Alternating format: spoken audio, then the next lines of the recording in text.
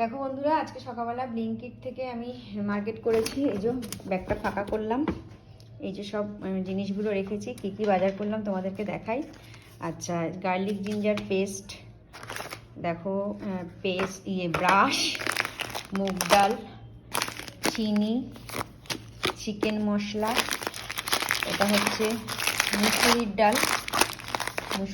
আচ্ছা, এটা healthy and tasty সর্ষের তেলটা, সানলাইটের মশলা, এই মশলা বলছি আমার মাথায় গেছে, সানলাইটের ডিটারজেন্ট পাউডার 2 মাস চলে যাবে, 5টা সাবান।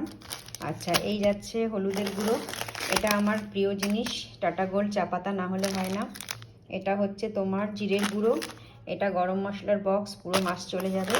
এটা একটা ইন্ডিয়ান গেট আনা হয়েছে, ছেলেকে মাঝে মাঝে একটু ফ্রাইড রাইস করে দিতে হয়। তো এই ছিল আজকের আমার বাজার। আমি এখন মিলিয়ে দেখব